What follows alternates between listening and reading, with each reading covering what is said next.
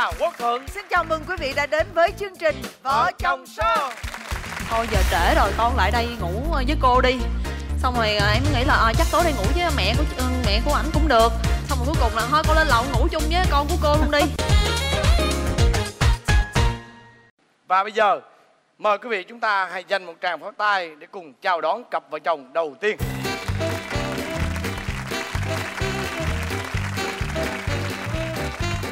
Chào hai em. Chú rể có vẻ luống cuống quá hả? Chú rể, em năm nay mấy tuổi? Dạ em nay em 21 tuổi rồi. 21 tuổi à? Dạ. Wow, quá trẻ. Còn cô dâu? Dạ em bằng tuổi chồng em. 21 tuổi. Đấy, hai bé 21 tuổi nó đã lấy nhau rồi. Sao mà lấy sớm thế hả giờ? Hãy giới thiệu cho anh cũng như là quý vị khán giả để được biết là các em tên gì, công việc như thế nào? Dạ con chào cô Hồng Vân. Thôi bây giờ cứ kêu bằng chị với anh Dạ đi. chào chị Hồng Vân. Dạ chào Ngồi trên đây là không có cô với chú.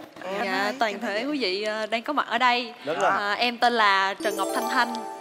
Em sinh năm 97 và hiện tại đang làm diễn viên tự do. Rồi giờ chồng cũng làm diễn viên luôn nè. Dạ. Nói đi. Dạ. Không hả? Chào chị Hồng Chắc Vân em và làm chú tác giả. Quốc Thuận và khán giả. Dạ em tên là Đặng Văn Khánh. Năm nay em 21 tuổi. Em đang còn đi học và phụ giúp công việc gia đình. Rồi tình cảm của các em bắt đầu như thế nào? Hai đứa em học chung với nhau ở lớp đại học. Thì trong lớp em rất là quậy. Còn chồng em thì giống như là những cái người mà gà rù đi học, bị ép đi học, vô lớp nào cũng cúi mặt xuống ngủ, giống thất tình lâu năm vậy đó. Nhưng mà hai đứa thì không để ý gì tới nhau. Hai đứa cũng có quen bồ là 1 năm rưỡi đó. Thì sau khi giờ chia tay á, thì em có bị bệnh nằm ở trong bệnh viện. Thì lúc này chồng tự nhiên nhắn tin hỏi là ủa mày đang trong bệnh viện hả, bị bệnh như vậy có cần tao lên thăm không? Xong rồi em mới trả lời ủa tao đâu có thân với mày đâu, tiện mày lên rồi tao thăm tao. Ủa tao đâu thân mày đâu đó. Xong rồi cái chồng em mới kêu là không, để tao lên thăm mày muốn ăn gì tao mua cho mày. Đó xong rồi cái em mới kêu rồi vậy thôi cũng được. Xong rồi em mới kêu là tao muốn uống trà sữa với lại ăn chuối. Thì em nghĩ là chắc mua 1-2 trái chuối vậy thôi, không ngờ mua một nải chuối xanh. Xong để lên giường bệnh của em, tưởng đâu chù em chết vậy đó. Trời ơi. Sau đó là khi mà em xuất viện là bắt đầu chồng em theo đuổi em hoài luôn. Có phải là em đã để ý cô Thanh Thanh này từ lâu rồi đúng không? Dạ đúng rồi ạ. Đầu năm sinh viên năm 1 á là vô hè là em đang ngồi trong lớp. Cái em thấy một bạn nữ bước vô mà nổi nhất luôn. Cái xì tay rất là đẹp. Cái em để ý lúc đó. Mà lúc đó em nghĩ là em không giới tới nổi đâu. Lúc đó là vợ em là diễn viên nhưng mà là có nổi tiếng không? Dạ vợ em thì cũng có nhiều người biết rồi. Hot face hả? Dạ hot face. Trên Facebook thôi. Dạ. Sau khi mà về nhà rồi á thì ngày nào cũng từ quận 7 chạy qua quận Bình Thạnh mua cháo này nọ cho em, qua nhà là dọn dẹp nhà cửa nhà này em này kia, rồi xong rồi mua đồ ăn cho mẹ em. Nói chung là tạo ấn tượng rất là tốt. Nói chuyện nhau mới được 4 ngày chưa có tỏ tình chưa gì hết mà chồng ra đi xong nguyên chữ tờ bự chà bá ở ngay đây rồi. Xong rồi đưa cho em coi, nó mày bị gì á, thằng này tâm thần á ta, xong mới nói chuyện có 4 ngày tự nhiên xong tên, nó bị gì vậy? Xong rồi chưa hết, nói chuyện thêm 3 ngày nữa xong nguyên chữ Thanh Trần. Xong ở đây thêm một cái nữa, xong ở tay thêm một cái nữa, phía sau thêm một cái nữa. Tính ra tới giờ là tới 5 cái trên người luôn. Vậy thì mỗi lần cua em thì sao? Em đây nè em, anh yêu em nè. Vậy đó. Hay là sao? Không biết sao cái cách thể hiện nó kỳ cục lắm. Không, anh không hiểu luôn là cái cách thể hiện để mà bày tỏ cái tình cảm của mình là với cô Thanh Trần này, mỗi lần như vậy thì là vạch ra cho coi hay sao? Dạ không, em tại vì em yêu quá là em cứ hết những cái kỷ niệm á là em cứ cho lên người. Tức là mỗi một cái chữ hình xăm đó nó tương ứng với một cái kỷ niệm nào đó đúng không? Rồi xong đúng rồi không? tới ngày quen là xong ngày quen nhau, rồi cung của hai đứa là gì xăm lên. Đó xong rồi họ tên của em là bự chà bá sau lưng luôn. Rồi mẹ em có thấy cái hình xăm của em không? Không, em biết là hãnh diện mà em khoe. Đi khoe với mọi người nè, con tôi xăm tên vợ nó nè. Ồ vậy đó hả, dễ thương quá hả? Xong rồi một thời gian sau khoảng cỡ 4 tháng là bắt đầu dẫn em về ra mắt ba mẹ bên đó. Thì gặp mẹ của chồng em á, thì mẹ em mới kêu là thôi giờ trễ rồi, con lại đây ngủ với cô đi. Xong rồi em mới nghĩ là chắc tối đây ngủ với mẹ của ảnh cũng được. Xong rồi cuối cùng là thôi con lên lầu ngủ chung với con của cô luôn đi. Ủa là sao là sai hả? Là đúng rồi. Ủa sao kêu ngủ lại với cô, xong cuối cùng là ngủ chung với con trai cô luôn. Quan trọng là em có dạ không? Rồi dạ luôn rồi, giờ đóng cửa rồi em ở trong đây luôn rồi, giờ em phải lên ngủ. Em dễ sai dễ biểu hả? Ngoan quá sức luôn vậy đó. Xong rồi bữa sau mẹ chồng em mới gọi điện cho mẹ đẻ của em, nói là thôi chị ơi bây giờ em xin chị là cho con gái chị qua đây để em nuôi chăm sóc luôn đi, qua đây ở luôn đi. Mẹ em có đồng ý không? Dạ đồng ý luôn. Trời ơi trời ơi.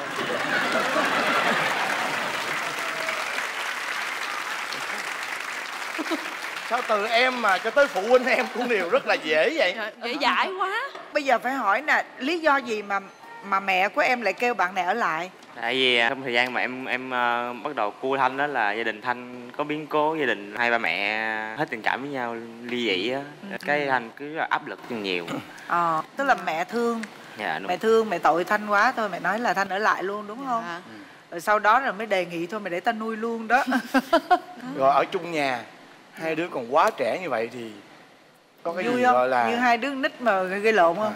Dạ không, thì cũng chuyện gì tới nó cũng tới. Thì bình thường là mẹ chồng em chở em đi ngoài đường thì cũng hay dặn là trời ơi con là phải canh cái ngày an toàn nha.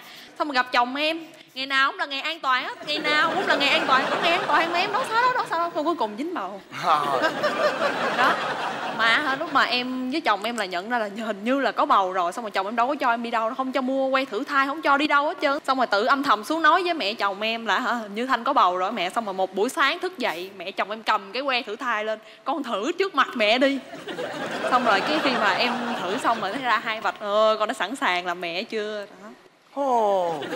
Mẹ chồng tuyệt vời nhỉ. Tính ra là mẹ chồng em á là rất là hiện đại đúng không? Dạ, vậy đúng. thì cho hỏi xíu nha, hai vợ chồng còn rất trẻ ở trong phòng vậy đó, rồi tụi tí vậy đó, Có khi nào bị bắt mẹ gặp phát không? hiện không? Dạ có. Một buổi sáng đấy tự nhiên đòi phan nhau, xong rồi quên khóa cửa phòng, cái tự nhiên mẹ mở cửa vô, hai con ăn gì không, xong thấy mẹ đóng cửa lại cái đùng vậy đó. Trời ơi. Đúng không? Cái là mẹ đi xuống dưới chân cầu thang á, bắt đầu định hình lại tinh thần được rồi á, mẹ lên nha con. Xong rồi đi được 3 bước, mẹ đang lên đó nha. Mẹ gần tới rồi nha, mẹ đang đứng trước cửa phòng nha, mẹ vô á. Xong mở cửa ra, hai đứa ăn chuối không. Dễ thương quá. Hai đứa mà lúc mà về ở chung thì chuyện gì tới sẽ tới, đúng không? Dạ. Có nghĩa là đó là cái đêm tân hôn chứ không phải là cái đêm tân hôn là cái hôm mà sau khi cưới, đúng không? Không, đêm tân hôn thật ra nó rất là mắc cười là tụi em rất là sợ ma. Thì đãi tiệc ở cái khách sạn đó xong thì người ta có tặng một cái phòng tân hôn, xong rồi hai vợ chồng vô cái phòng đó, xong rồi kiểu như nhìn xung quanh thấy giống như là ghê quá, cái hành lang đi vô nó đã tối thui rồi, xong cái phòng kiểu lạ lẫm, hai đứa nhìn nhau ê sợ ma quá, thôi về, hai đứa đi về luôn. Trời đất ơi. Hai đứa đi về nhà gặp ba mẹ chồng, con về đây ngủ, con không ngủ chồng đâu. Của em là cưới nhau được bao lâu rồi? Dạ là 6 tháng. Ở ông xã em có tật xấu gì? Dạ, Đại hội vạch mặt đó, đại hội vạch mặt đó. nhiều ơi là nhiều, ơi là không nhiều. hết luôn. Đầu tiên là tính là quá là nhây, giống như là nhây những cái chuyện như là em đang bực bội khó chịu, xong rồi vợ ơi nha vậy đó. Xong rồi cái em mới kêu thôi nó khó chịu đi ra đi, xong rồi cứ nhây hoài. Tính em cả cọc rồi, em điên em đánh chồng em đó. Xong rồi đánh hoài ngày nào cũng có chuyện nó đánh hết trơn rồi. Xong rồi có lúc mà đánh dữ quá em đánh bầm mắt luôn. Trời ơi. Xong rồi cái chồng em cầm lộn điện thoại của em, nhắn vô trong cái tin nhắn cái nhóm đó có em với hai chị họ của em nữa, nhắn lộn vô trong đó là chị ơi cứu em với, nó quýnh em bầm mắt rồi. Xong rồi hai chị em tưởng đâu là chồng em quýnh em, xong chạy tức tốc qua nhà em cầm nón bảo hiểm rồi, xong mà dám quýnh em tao. Trời ơi. Ủa mà bộ hai đứa xài điện thoại chung với nhau hay sao? Hai điện thoại nhìn giống nhau cái cầm lộn, xong nhắn vô trong đó rồi mấy chị em tới xong mới thấy là chồng em nằm ôm con mắt vậy nè đó. Tội nghiệp nhỏ quá, hèn gì mà lớn không nổi. Tại vì nhây đó đúng không? Cái tật nhây quá đúng không? Rồi cái thứ hai đó là ở dơ. Ở quá trời dơ, sau cái lúc mới quen nhau lúc nào cũng thơm tho sạch sẽ, tới khi mà về ở chung với nhau 3 ngày không tắm, tối không bao giờ đánh răng đó là cái lý do sâu xa. Là mỗi lần giống như là lại gần em, vợ ơi bỏ qua cho anh đi, là cái mùi thúi nó bay vô mặt em, để không chịu nổi là phải quên. Thời vậy mai mốt phải rút kinh nghiệm nha, phải lấy khẩu trang để mà tỏ tình hả? Còn những biểu hiện gì nữa không? Rất là trẻ trâu luôn. Đầu tiên là lên trên mạng thôi. Bây giờ anh sẽ quyết định rồi, anh sẽ mua một cây kiếm nhật về. Làm gì vậy? Thằng nào đụng tới em anh chém chết nó. Ủa để làm chi? Đâu ai mượn thể hiện. Rồi xong 3 dấu hiệu nhận biết. Đầu tiên là em hỏi tên anh đi, nguyên cái quận này ai cũng biết anh hết. Hỏi là không ai biết hết. Trời ơi, hỏi tên Khanh Cá Chép đi ai cũng biết hết, hỏi là không một ai biết hết. Rồi cái thứ hai nữa, mỗi lần mà ai mà thí dụ em đi ngoài đường đúng không, còn ai mà giống như là đụng vô chân em hay gì á, lỡ như chạy ngang quẹt ngang, mày sao chạy dí theo, mày muốn sao dí theo mày hả, mày mới dám đụng vợ tao hả? Nó trộn cái gì á, nó làm gì đâu, lỡ quẹt chúng nó đụng tới em mình phải giết nó.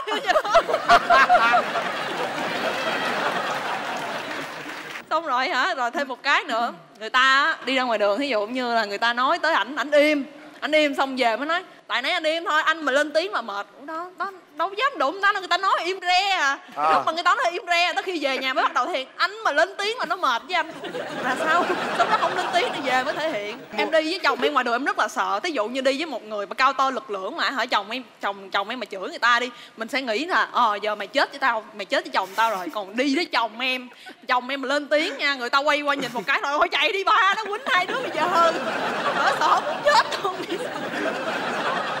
Đáng yêu quá à. Thì bây giờ mới 21 tuổi thôi mà, phải là trẻ trâu thôi chứ sao nuốt giai đoạn được, đúng không? Dạ. Đó, rồi có lén hút thuốc này kia nọ không? Trẻ trâu thường hay thể hiện chứ. Có lén hút thuốc. Lúc đó là em đang mang bầu, em nói là bây giờ vợ mang bầu rồi đừng có hút thuốc nữa nha.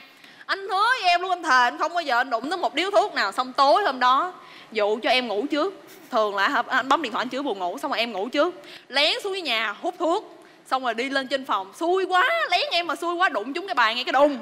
Xong rồi em mở mắt ra vậy em nhìn, xong rồi em vẫn ráng em hí lại, xong rồi cái chồng em lại nhìn em, nó ngủ rồi. Xong rồi em nghe mùi thuốc, trời ơi em tái một cái bóp mặt, giận quá trời giận. Bỏ luôn chưa? Dạ bỏ. Ủa em, nhưng mà lúc mà vợ em có bầu có thay đổi tính nết tâm tính gì không? Dạ vậy em thay đổi nhiều lắm mà. Chỉ là cần làm một cái gì đó sai nho nhỏ thôi là nghe chửi nghe đập rồi. Thường là những người phụ nữ khác là vợ giận là chồng bay lại ôm hung đủ thứ ấy, năn nỉ là người ta sẽ bớt giận. Còn vợ em, duyên vợ em thì càng ôm càng quýnh, càng năn nỉ càng đập. Cứ thôi vợ ơi xin lỗi mà, mày xin lỗi mày biến cái tao. Trời ơi đập kinh khủng luôn, cứ ôm vô là đập, cứ ôm vô là đập. Cái lý do sâu xa là gì? Thí dụ ôm là im lặng đi, ông nói vợ bỏ qua cho anh đi. Phà cái hơi rồi nữa. Đó. Tại vì tụi em đều là hai đứa trẻ đó, thành ra là chắc chắn là từ cái chuyện mà sống chung với nhau nè, rồi đến chuyện mà có bầu á, bắt đầu em bé nó từ từ nó lớn lên đó, rồi cơ thể vợ thay đổi này kia nọ, đều là một cái sự ngạc nhiên và khám phá, đúng không? Dạ. Thường người ta là vợ mang bầu, chồng người ta sẽ lại nói chuyện với con hay là sờ bụng gì đó. Em là toàn phải giới tay nó đặt vô bụng không à. Xong rồi tới khi nó thấy con đạp, trời ghê quá em, ghê quá. Làm sao không bao giờ nói chuyện với con. Hỏi sao anh không nói chuyện với con đi, con trong bụng nó nghe nó phải hiểu đó. Xong rồi anh biết nói gì đâu, nói gì giờ hello con, không hết. Không nói gì nữa, đó cũng không sờ bụng không gì hết. Xong em cảm thấy trời ơi, sao tự nhiên cưới chồng gì mà giờ có con chán quá vậy. Sao chồng gì mà không có tương tác gì với con cái hết trơn. xong rồi cái mấy kiểu lúc đó cũng chán chán, nghĩ chắc trời lấy mấy thằng mà con nít giờ tự nhiên không biết sao cảm thấy giống như là mình lúc nào cũng phải gồng lên vậy đó, mình lúc nào cũng phải là chỗ dựa cho chồng mình. Chứ chồng mình không phải là chỗ dựa cho mình. Sao lúc mà vợ mang bầu á, rồi có thay đổi từ cơ thể cho tới cái tâm tính vậy đó, em ngạc nhiên không? Dạ. Thấy mắc cười không? Dạ không, em có tìm hiểu nên là em thông cảm. Dạ, mà phụ nữ có bầu nên là gay gắt lắm, dữ lắm. Rồi có bắt em phải nhịn đói nhịn khát không? Dạ có chứ, vợ em là dữ ghê lắm, năm trời.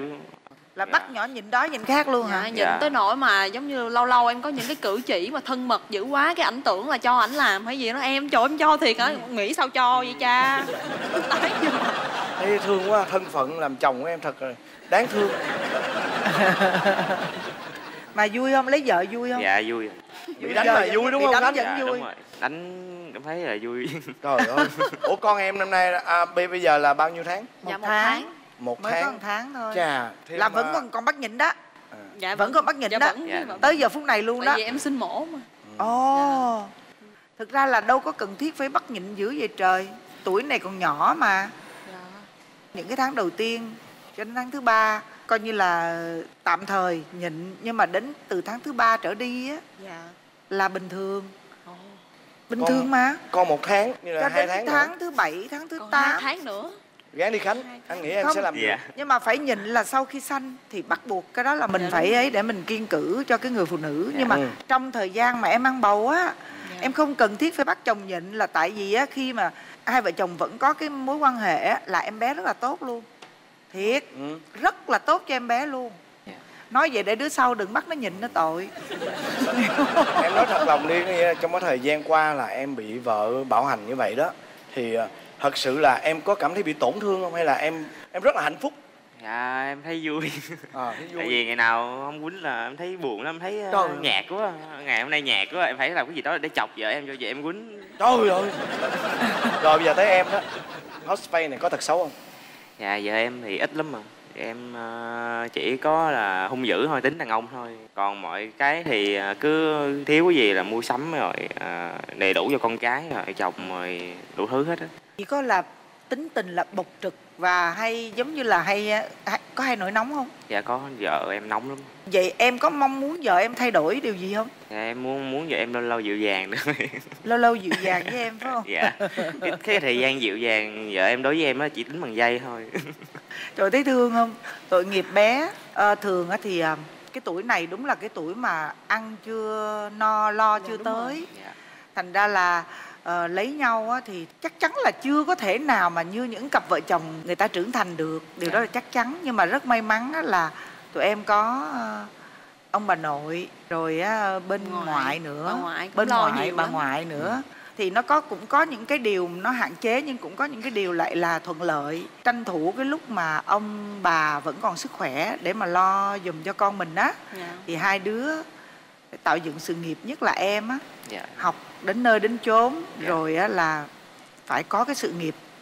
Người đàn ông mình phải cố gắng, mình chững chạc, mình phải là trụ cột. Chắc chắn bây giờ thì chưa thể nào làm được ngay đâu, nhưng mà cái hướng tới là phải như vậy, phải hoạch định như vậy. Rồi chúc tụi em hạnh phúc nha. Dạ cảm ơn nhiều. Còn ảnh nhìn qua em thì về sau em mới nghe ảnh kể là ảnh nhìn cái xe mô tô của chủ shop em, còn làm em cứ ngộ nhận, em tưởng nó nhìn em không à. Và bây giờ xin mời quý vị dành một tràng pháo tay cùng gặp gỡ cặp vợ chồng thứ hai.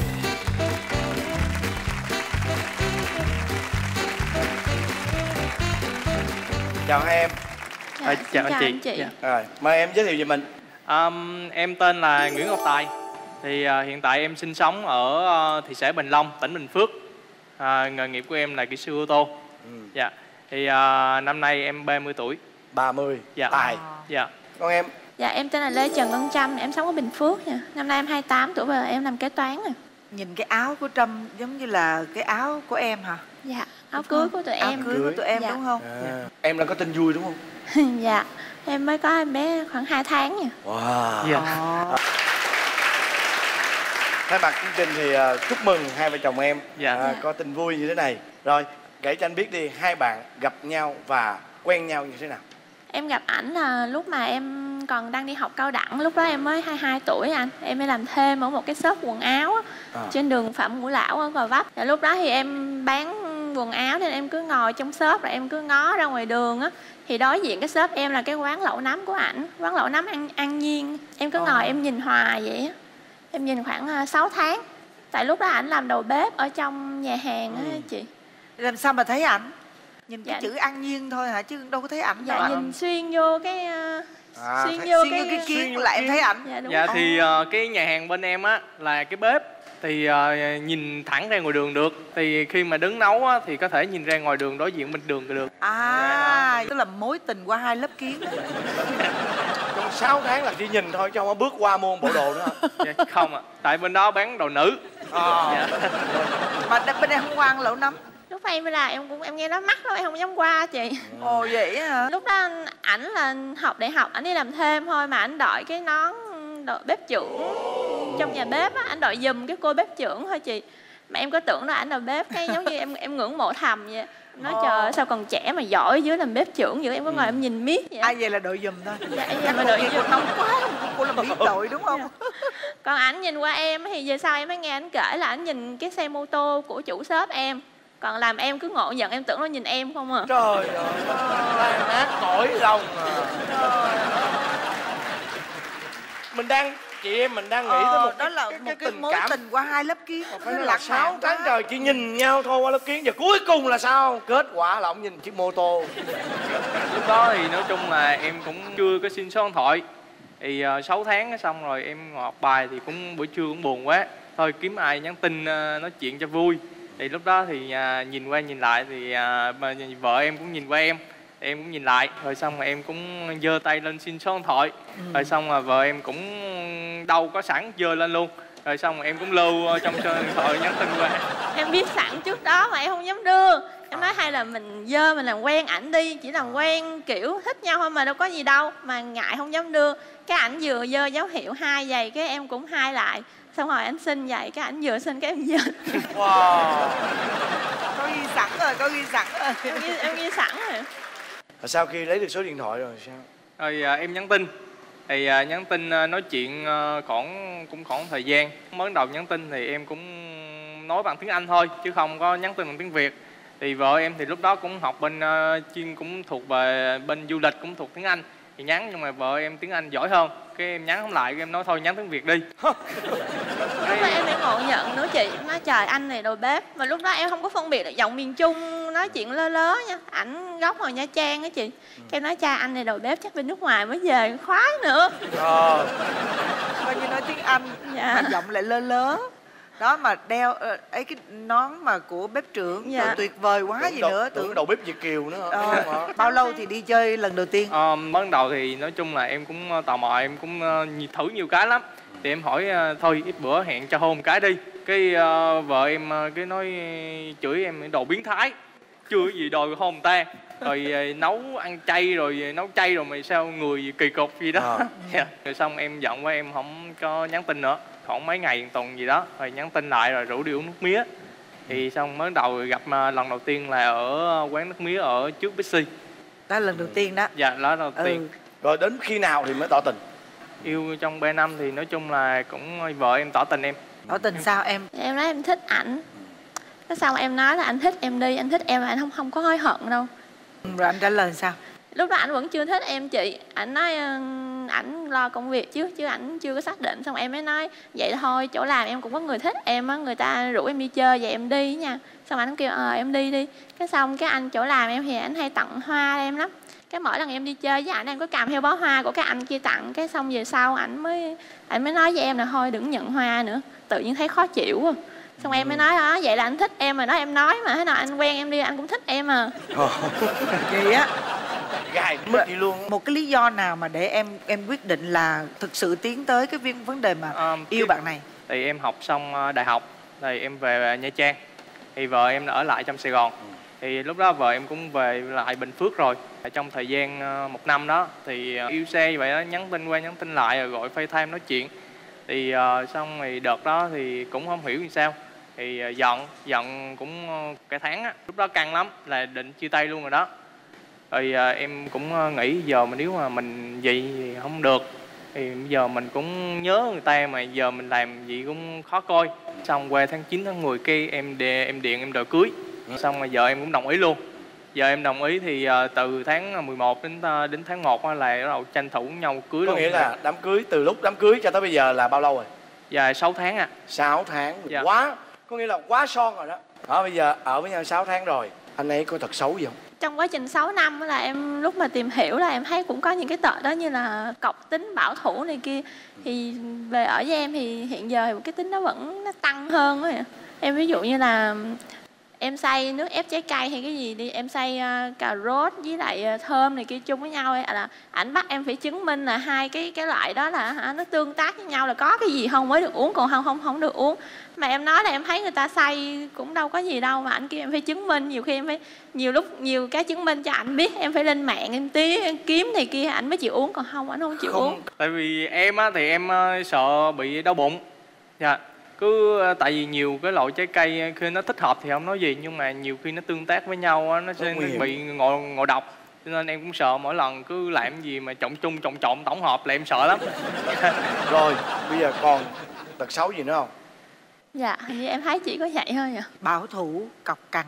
Dạ. Còn vợ em thì sao? Vợ em thì nói chung là cái tính hay lo cho em. Hồi xưa tới giờ thì vẫn vậy, nhưng mà em thì em cũng nhiều lúc thì cũng bực bội về vấn đề đó. Thứ hai nữa là hay theo cái ý của người khác mà không phải tự mình quyết định. Đó thì cái tính theo ý vậy. của ai? Của Thì em hay là của ba mẹ hay là của bạn bè? nhiều khi của bạn bè cũng có, người dân rồi của em cũng có, nhiều khi trái ngược nhau á. Thì là không có chính kiến hả? Dạ đúng rồi, không có chứng kiến. Có ghen không? Ghen thì vợ em không ghen, thì vợ em tin tưởng em lắm.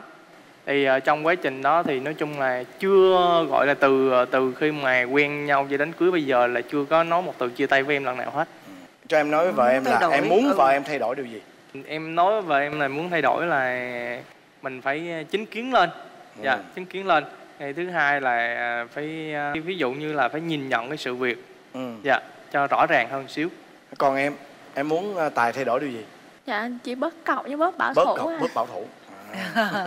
Hai tật xấu kể ra cũng là sự mong muốn thay đổi luôn phải không? Dạ. Chị thấy vậy nè, cái cảm giác của chị thôi nha, là trong cuộc sống của vợ chồng em á, vợ em thương em, lo cho em nhiều hơn. Tỷ lệ cũng khoảng là 64 hoặc là 73 đó.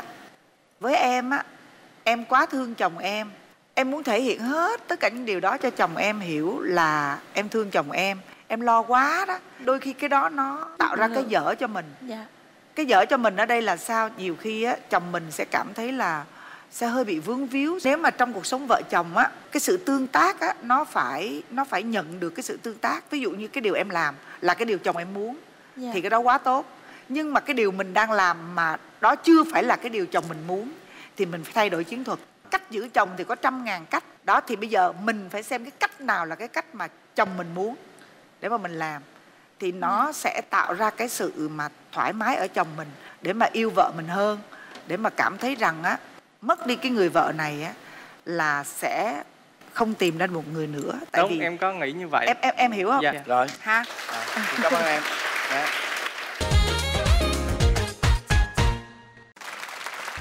Và bây giờ là đến phần kiểm tra hữu ý và bốc thăm may mắn. Chúng ta có 4 phần quà như sau. Trước tiên đó chính là một voucher giảm giá 50% khi mua máy lọc nước, máy làm mát Yakio trên toàn quốc. Món quà thứ hai đó chính là một chiếc Smart TV 32 inch trị giá 4.690.000 đồng của thương hiệu Akino. Tinh hoa công nghệ, thăng hoa cảm xúc.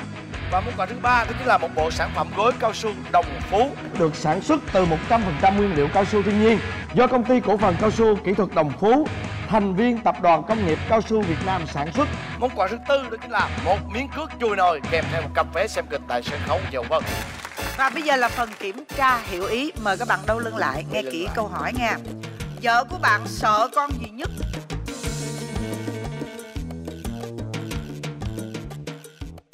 Tài sợ con gì nhất? Con sâu. Khánh sợ con gì nhất? Mở ra. Con gián. Mời hai người vợ bước lên một bước. Rồi quánh tôi sầm đi. Quánh tu si. Rồi xong. Mời hai vợ chồng em chọn trước màu gì? Em chọn màu xanh đi. Màu xanh. Hai chồng em. Màu đỏ. Định mệnh tôi nữa. Định mệnh nữa. Đi Định thôi mệnh mình tôi cứ là cái của ai màu. nấy hưởng đi. Cái màu rất mạnh mẽ. Mời quý vị khán giả đếm. Chui nồi. Mời quý vị khán giả đếm nào.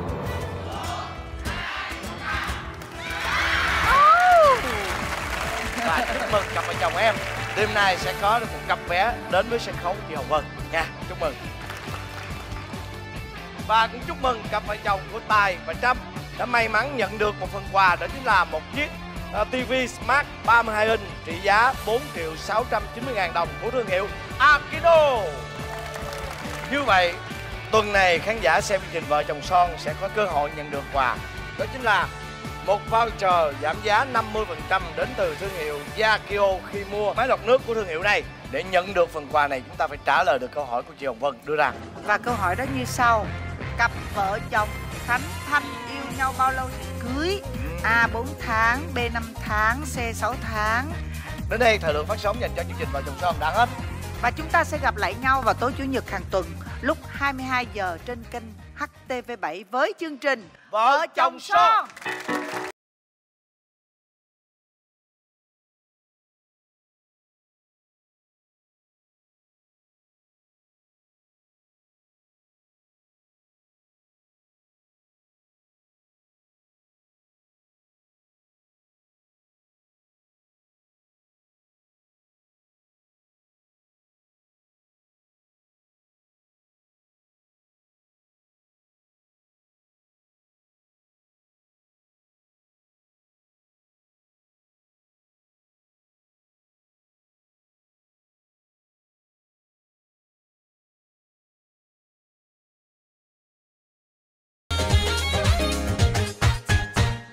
sau cái ngày gặp đó là khoảng 3 đêm mà thức trắng, giống như là tình yêu sét đánh vậy. Chỉ có cái ảnh làm cái gì á, làm sao miễn là có là được rồi, chứ không đặt cái tâm vô trong đó để làm. Hai vợ chồng cứ rón rén. Thì lần đó là em có gặp Linh, hai đứa gần như không ấn tượng gì hết. Lần đó là 1 tháng 4 thì em nhắn một cái tin cho anh này, nói là I love you. Anh này không trả lời gì hết, lúc đó em gật đầu thôi để sợ anh quê thôi. Chúng ta sẽ gặp lại nhau vào lúc 22 giờ vào tối Chủ nhật hàng tuần trên kênh HTV7 với chương trình Vợ chồng son.